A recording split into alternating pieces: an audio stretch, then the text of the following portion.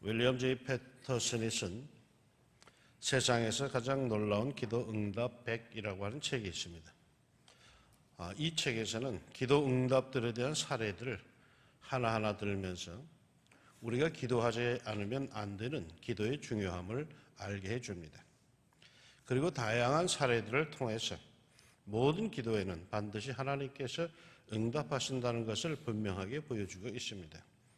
그 중에 한 가지, 존과 미나는 벨기에 사람으로 콩고의 어느 외딴 지역에서 사역하는 선교사입니다. 그런데 부인 미나 선교사가 심각한 그 풍토병으로 최악해 가고 있었습니다. 어느 날 그녀가 무의식 중에 토마토 3개가 먹고 싶다. 그러면 좀 나을 것 같은데 라는 이런 중얼거림을 합니다. 그러나 콩고에서는 토마토라는 말조차 들어본 사람이 없답니다. 그래서 남편 존이 속상한 마음에 그가 할 수 있는 일이라고는 기도하는 일밖에 없었죠. 그런데 어느 날 원주민 한 사람이 그들의 집을 찾아왔는데 그 손에는 바나나 잎으로 덮인 바구니가 들려져 있었습니다. 원주민은 언젠가 여행객이 씨앗을 주고 갔는데 그걸 심었다고 하면서 지금은 수확할 정도가 됐는데 먹어도 되는 것인지 독은 없는 것인지 알 수가 없어서 몇 개 가져왔다라고 합니다. 존이 그 바나나 잎을 치우자 거기에는 잘 익은 토마토 3개가 있었습니다. 선교사의 얼굴이 아주 밝아지는 것을 본 이 원주민은 먹으라고 하면서 자기 집에는 아주 많이 있다고 했습니다. 존과 미나 선교사는 하나님의 놀라운 응답의 역사에 힘을 얻었고 때마쳐 그녀를 치료할 의료진도 도착을 하여서 그 부인 미나 선교사는 얼마 후에 회복되었다라고 그렇게 책에 기록되어 있습니다. 이러한 존과 미나 선교사의 기도 응답에 관한 간증을 들으면 그거 진짜야? 아니 어떻게 그런 일이 있을 수 있어? 그건 동화책이나 나오는 것이지 라고 속으로 생각할 사람들도 있을 것입니다. 그런데요, 그런 간증은 아무것도 아닙니다. 믿음의 세계에서는 말이죠. 믿음의 세계에서는 그런 황당한 사건들은 상식 수준입니다. 오늘 본문은 야곱이 집을 떠나 외로이 먼 곳 삼촌의 집으로 도망가고 있는 중에 이야기입니다. 정말 외로운 모양입니다. 부잣집 아들로 자란 야곱이 종 한 명도 없이 혼자 가는 걸 보니 아주 급하게 집을 도망쳐 나온 것 같습니다. 얼마나 쓸쓸하고 얼마나 겁이 났을까요? 집 떠나 본 적이 없는 이가 그저 온상에서 자란 것 같은 이 여린 아들이 혼자 집을 나섰으니 아마도 겁이 났을 겁니다. 그러나 어떡하겠습니까? 별 수가 없었죠. 그래서 홀로 광야에서 잠이 들었는데 하나님께서 그를 찾아오셨습니다. 우리 하나님은요, 정말 기막히게도 모두가 떠나가고 나 혼자 남았다 할 때, 외롭고 두렵고 서럽다 라고 할 때 하나님은 도리어 나에게 한 걸음 성큼 다가오십니다. 우리 하나님은요, 모두가 나를 외면할 때에 나를 포근히 감싸 주십니다. 슬그머니 내 곁에 가까이 다가오셔서 내게 당신의 힘으로 팍팍 밀어주십니다. 이 하나님을 평생 느끼며 살기를 바랍니다. 하나님께서 이렇게 다가오시며 힘을 주시자 야곱은 호기심 속에 그 하나님께 주목을 합니다. 오늘 본문에 보면 12절, 13절에 본즉이라고 하는 말이 3회나 3번이나 나옵니다. 보고 또 보았다는 것입니다. 하나님의 역사에 대해서 야곱이 집중하기 시작했다라는 뜻입니다. 봐야 하죠. 하나님께서 나를 향해 큰 축복의 역사를 시작하기 위해서 손을 높이 드셨는데도 보지 않는 사람은 그 축복의 역사가 무의미합니다. 그러나 아무리 사는 게 거시기 해도 하나님께서 자신을 향해 축복의 손을 든 것을 보고 또 보고 집중하는 사람은 그 축복이 진전되어 나갑니다. 야곱이 그러하자 드디어 하나님께서 야곱에게 그 축복을 선포하십니다. 나는 여호와니 너의 조부 아브라함의 하나님이여 이삭의 하나님이라. 내가 누워있는 땅을 내가 너와 네 자손에게 주리니 네 자손이 땅의 티끌같이 되어 내가 서쪽과 동쪽과 북쪽과 남쪽으로 퍼져나갈지며 땅의 모든 족속이 너와 네 자손으로 말미암아 복을 받으리라. 내가 너와 함께 있어 네가 어디로 가든지 너를 지키며 너를 이끌어 이 땅으로 돌아오게 할지라. 내가 네게 허락한 것을 다 이루기까지 너를 떠나지 아니하리라. 얼마나 큰 축복입니까? 얼마나 큰 감격입니까? 이제 이 정도 되었으면 우리는 어떤 반응을 보입니까? 어떤 자세를 가져야 합니까? 야곱은 이렇게 했습니다. 야곱이 잠이 깨어 이르되 여호와께서 과연 여기 계시거를 내가 알지 못하였도다. 이에 두려워하여 이르되 두렵도다 이곳이여 이것은 다름 아닌 하나님의 집이요 이는 하늘의 문이로다 하고 야곱이 아침에 일찍 일어나 베개로 삼았던 돌을 가져다가 기둥으로 세우고 그 위에 기름을 붓고 그곳 이름을 베델이라 하였더라. 이 성의 옛 이름은 루스더라. 참 잘했죠. 믿음의 조상 아브라함의 손자여 이삭의 아들답습니다. 일어나자마자 그는 그곳에서 무릎을 꿇습니다. 이거 개꿈 아니요? 하는 것이 아니라 비록 꿈이라 할지라도 꿈속에서 받은 바 은혜가 있기에 그는 현실에서 무릎을 꿇습니다. 여기까지는 아주 훌륭했죠. 그런데 이어지는 기도를 보니까 조금 다른 판입니다.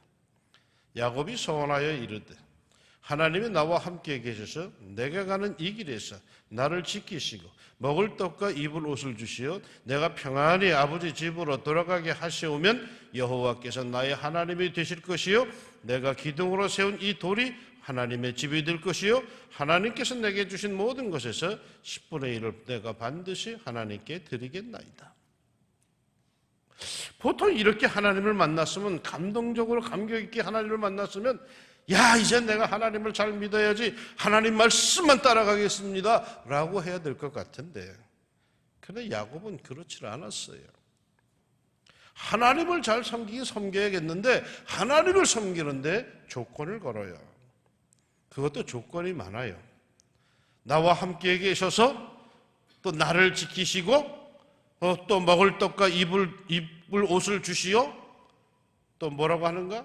평안히 아버지 집으로 돌아가게 하시오면 조건만 무려 4가지나 내겁니다.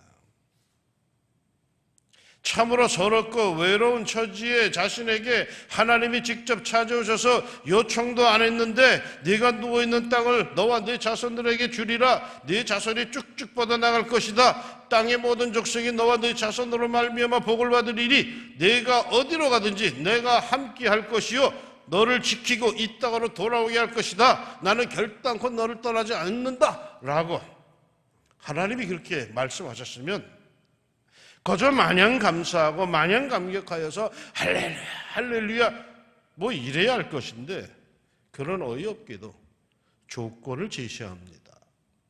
하나님이 그렇게 주겠다라고 했는데도 조건을 제시합니다. 정말 그렇게 해주시면 하면서 자기가 조건을 제시할 처지도 사실은 아니지 않습니까? 그런데도 그는 조건을 제시합니다. 하나님을 감격적으로 만나고 나서 앞으로 자신을 계속 잘 대해주면 나를 잘 살펴주면 하나님은 내 하나님이 될 겁니다. 이런 조건부여. 참 황당한 기도를 지금 야곱이 하는 겁니다. 그런데 놀라운 것은요. 성경을 살펴보면 이런 야곱의 황당한 기도를 하나님이 들어주셨다는 거예요.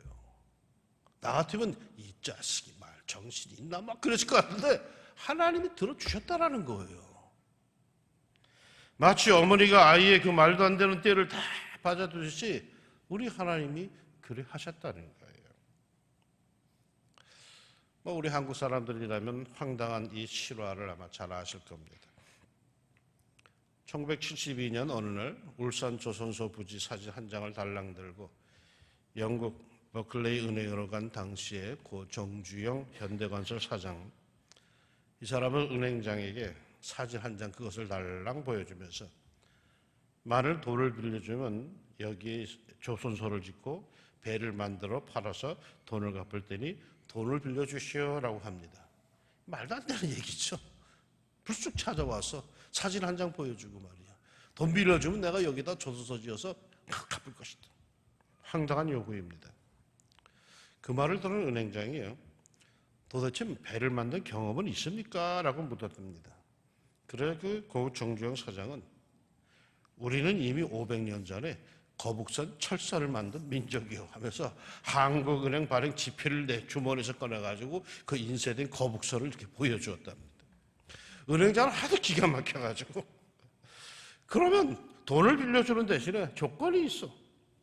당신이 만든 배를 사주겠다는 사람의 신용보증을 받아오시오 라고 했답니다.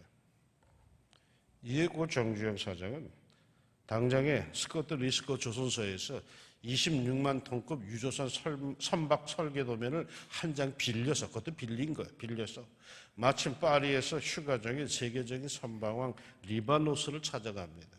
그리고는 그 리바노스에게 말하기를 당신이 이 배를 사주겠다고 하면 그 계약서를 담보로 은행에서 돈을 빌려 조선소를 짓고 배를 만들어 납품하겠소라고 말했답니다. 이런 말도 안 되는 황당한 이야기가 어디 있겠습니까?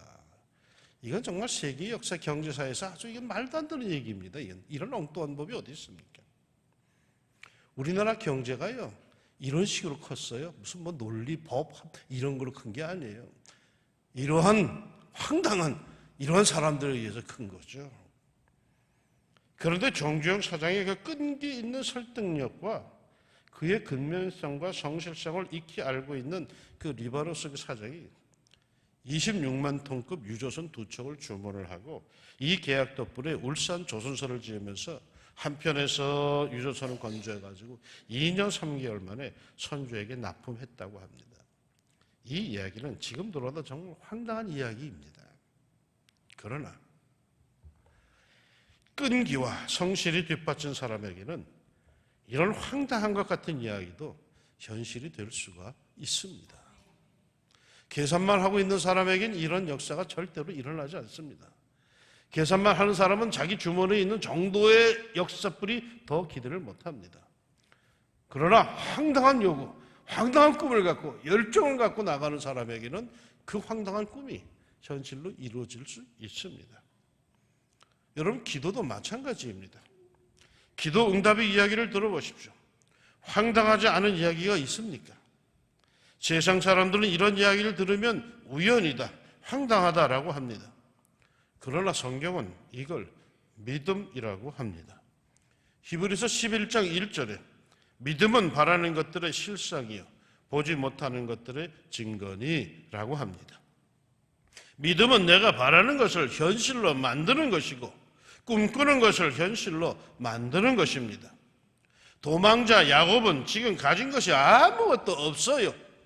그래서 주님께 기도의 모험을 걸어보는 것입니다. 뭐 2판 4판이니까 아무것도 없는데 뭘 어떡하란 말이야. 그래서 그는 하나님께 황당한 기도를 해보는 겁니다. 그런데 주님은 이 황당한 기도를 들으셨어. 기도의 모험을 거는 이 기도를 주님은 들으신 거예요. 그러기에 우리가 기도하지 못할 것은 없는 겁니다. 무엇이든지 구할 수 있는 겁니다. 기도의 중요한 건 뭡니까? 기도하는 사람보다도 기도를 들어주는 사람의 판단이죠. 그런데 그 하나님께서 말도 안 되는 황당한 기도를 드리는 걸 받아줬다라는 거예요. 인정해줬다라는 거예요. 그러니 역사가 나타났다는 거죠.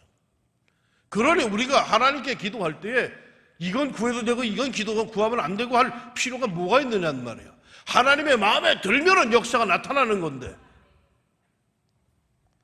제가 언젠가 간증처럼 고백한 적이 있죠. 저는 군대 갈 때 큰 두려움 속에 군대 갔습니다.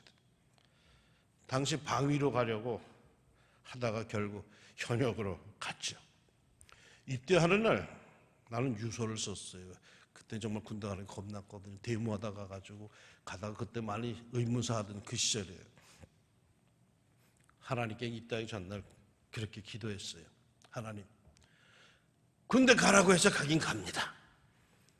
그토록 기도했는데 결국 보내시는군요. 그런데 하나님, 나는 그 뻑뻑한 군대를 감당할 수 있는 체질이 아닙니다. 나는 몸이 약합니다. 하나님, 나를 살리시려면 군대에 가되 뜀박질 안 하는 곳으로, 그리고 유격훈련 받지 않는 곳으로 보내주시옵소서. 기도는 이렇게 했지만 여러분, 세상에 대한민국 군인이 뛰지 않고 유격훈련 받지 않는 군인이 어디 있겠어요? 더욱이 그게 다 훈련소의 기본 과정인데 대한민국 군인은 모두가 다 그 과정을 거쳐야 되는 거예요, 훈련소에서. 근데 제가 군대 가서 어떻게 되었을까요? 제가 입대할 때 공교롭게도 논산훈련소 훈련 과정이 6주였는데 4주로 딱 줄었어요. 6주 과정에서 4주로 이게 단축될 때 훈련이 뭐가 빠졌을까요? 유격훈련이 빠졌어요. 유격훈련은 자대에 배치돼서 가서 자대에서 받아라, 그렇게 했어요. 훈련소 나와서 제가 어디로 갔는지 아시죠? 카투사. 그것도 의무대로 부산 하야리아 부대로 갔어요. 미군 병원에서는요, 웬만한 거리는 앰뷸런스로 가고요, 장거리는 헬리콥터 타고 갔어요. 나는 군대에 가서 뜀박질로 고생한 적이 별로 없어요. 제가 제대하면서 곰곰이 생각해 봤어요. 어떻게 이렇게 되었을까? 말도 안 되는 기도를 입대 전에 드렸는데 결과적으로 그게 다 현실이 되었단 말이요. 그렇게 기도를 한 나도 설마 하니? 라고 했는데 그게 그렇게 됐다라는 거야, 결과적으로 돌아보니까. 여러분, 말도 안 된다고 기도하지 않으면 아무 일도 일어나지 않습니다. 이게 되겠어? 기도하라면 안 해. 그걸 뭘 기도해? 하면은 안 일어납니다. 그러나 말도 안 되는 것이지만 진실함과 간절함을 갖고 기도하면은 우리 하나님, 나를 불쌍히 보시사 역사를 이루십니다. 기도는 내가 하지만 이루시는 건 하나님이시기 때문에 내가 볼 때는 황당하지만 하나님께서 불쌍히만 보신다면은 그 역사는 일어난다는 거예요. 야곱의 기도가 그러했어요. 참으로 낯두껍고 말도 안 되는 것 같은 기도인데 그래도 그렇게 기도했더니 그렇게 이루어졌어요. 왜 그랬을까요? 그만큼 그의 기도는 엉뚱하지만은 간절함이 그에게 있었기 때문입니다. 하나님은 간절한 기도를 들으십니다. 야곱은 지금 가진 것이라고는 아무것도 없어요. 또 가보지 못한 길을 지금 걷고 있어요. 집을 떠나서 그렇게 멀리 가본 적이 없는 사람이에요. 삼촌 라반 만나본 적도 없어요. 이야기만 들었지, 삼촌 라반이 그마저 살고 있다 이야기만 들었지 한 번도 본 적도 없어요. 그 삼촌 라반의 집에 제대로 길을 찾아서 도착할지도 그게 분명하지 않아요. 가본 적도 없는 삼촌의 집을 지금 찾아가고 있는 거예요. 가다가 도적이나 강도를 만난다든지 무서운 들짐승을 만나면 그 목숨마저도 사실 위태로워요. 자기를 도와주고 지켜줄 종 한 명이 없어요. 철저하게 자기 혼자의 길입니다. 그러게 야곱이 구하는 것은 아주 현실적이고 아주 분명합니다. 20절 21절 상반절을 봅니다. 야곱이 서원하여 이르되 하나님이 나와 함께 계셔서 내가 가는 이 길에서 나를 지키시고 먹을 떡과 입을 옷을 주시어 내가 평안히 아버지 집으로 돌아가게 하시오면. 나는 이 기도 속에서 야곱의 살려달라는 절규를 듣습니다. 살려달라는 외침을 듣습니다. 야곱이 고상하고 멋지게 기도할 수 없는 이유가 있습니다. 지금 야곱의 형편은 죽게 생겼어요. 지금 죽을 판인데 무슨 예절이 있고 무슨 형식이 있겠어. 그러기에 그의 기도는 절박한 기도예요. 절박한 기도. 누가복음 16장에 보면은 음부에 떨어진 부자가 있습니다. 나사로 이야기, 부자와 나사로 이야기 중에 그 부자가 음부에, 지옥에 떨어졌죠. 음부에 떨어진 부자가 이렇게 요청을 합니다. 아버지 아브라함이여, 나를 긍휼히 여기사 나사로를 보내어 그 손가락 끝에 물을 찍어 내 혀를 서늘하게 하소서. 내가 이 불꽃 가운데서 고민하나이다. 지옥의 불구덩이에서 고통받던 이 부자는 손가락 끝에 물을 찍어서 물 한 방울만 달라고 외칩니다. 그런데 이왕 물을 달라고 기도할 것이면은 한 그릇을 달라든지 한 컵이라든지 아니면 한 양동이를 달라고 할 일이지 왜 손가락 끝에 물 한 방울일까요? 사람이 다급하면 큰 것이 생각나지 않습니다. 그래서 물 한 방울이라고 한 것입니다. 야곱도 마찬가지죠. 지금 이 상황에서 무슨 더 크고 멋지고 위대한 기도가 나오겠습니까? 나올 수가 없어요. 그러나 아무튼 간에 그런 간절한 상황에서 간절한 기도, 비록 그것이 황당한 조건부라 할지라도 간절한 기도를 올리자 우리 하나님께서 그를 불쌍히 여기사 들어주십니다. 더욱이 그의 기도는 신앙적 꿈이 있는 기도였습니다. 그 기도 속에는 꿈이 담겨져 있었습니다. 21절 22절에 여호와께서 나의 하나님이 되실 것이요 내가 기둥으로 세운 이 돌이 하나님의 집이 될 것이요 하나님께서 내게 주신 모든 것에서 10분의 1을 내가 반드시 하나님께 드리겠나이다 하였더라.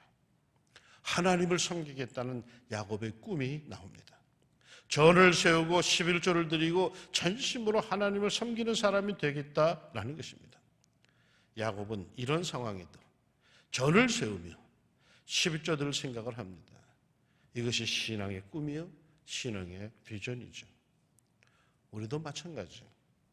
우리가 언제나 가지고 있어야 할 비전이 있다면 그것은 하나님을 드러내고 신앙을 드러내므로 하나님께 쓰임받는 비전입니다. 꼭 교회 안이 아니더라도 그것이 어디인지 상관없이 하나님을 드러내고 하나님을 증거하려는 비전은 우리에게 반드시 필요합니다. 그런 기도를 하나님께서 사랑하십니다. 좋아하십니다. 야곱의 기도는 황당한 기도입니다. 그런데도 하나님이 그 기도를 받으셨다는 것, 응답하셨다는 것, 놀라운 일입니다. 어찌 받으셨을까요? 그 안에 간절함이 있고 신앙적 비전이 있었습니다. 사랑하는 여러분, 야곱이 기도한 것처럼 우리도 기도할 수 있기 바랍니다. 그것이 어떤 기도 제목이어도 어떤 문제라도 어떤 내용이어도 상관없습니다. 기도하면 우리 하나님은 분명 응답하실 것입니다. 가장 큰 문제는 기도를 신학적으로 학문적으로 연구하며 기도 안 하는 겁니다. 그런 생각 버리고 야곱처럼 무엇이든지 나를 내려놓고 하나님께 간절히 기도해 봅시다. 그 기도에 놀라운 응답의 축복이 있을 겁니다. 이제 가을로 접어들고 있습니다. 그토록 무덥더니 이제는 선선한 기운이 확연히 돕니다. 기도하기 좋은 계절입니다. 감상에만 젖지 말고 기회인 줄 알고 기도에 힘씁시다. 새벽 기도회, 금요 밤 기도회에 수시로 주의 전을 찾아 나와서 기도에 힘씁시다. 9월 준비하시는 하나님께서 간구하고 부르짖는 이들에게 여호와 이레로 결실을 선물하실 것입니다. 기도의 응답의 축복, 그 역사가 있을 것입니다. 진심만 있다면, 간절함만 있다면 어떤 기도라도 우리 주님께서 귀담아 들어주실 것이요 응답의 은총을 내리실 것입니다. 야곱의 그 터무니없어 보이는 기도까지 들으시고 응답해 주시며 그대로 역사해 주신 우리 하나님께서 여러분의 기도에도 꼭 응답의 복으로 축복하시기를 예수님의 이름으로 축원합니다. 기도합시다. 기도하게 하옵소서. 내 삶의 모든 형편을 들어서 하나님 앞에 섰게 하여 주옵소서. 때로는 기도하면서 이것도 기도거리가 되나 이렇게도 되나라는 생각이 들 때도 있는데 진실함과 간절함이 있다면 그리고 믿음이 있다면 기도하게 하옵소서. 설령 그것이 엉뚱한 기도라 할지라도 황당한 기도라 할지라도 진실함을 갖고 주 앞에 마음을 쏟아놓는 사람들 우리 하나님께서 멸시하지 아니하시고 들으시고 마침내 기도의 응답의 역사를 허락하실 줄로 믿습니다. 우리는 믿음의 후손입니다. 믿음으로 기도하고 부르짖어 하나님께 영광이여 우리의 삶에는 기쁨으로 채워지는 은혜의 역사가 있게 하여 주시고 이제 그 무더웠던 여름철도 지나가고 있사오니 하나님 기도의 시간을 늘리게 하여 주시고 주 앞에 물을 끓일 때에 하늘 보좌에 이를 수 있는 시온의 대로가 활짝 열리게 하여 주옵소서. 예수님의 이름으로 기도합니다. 아멘.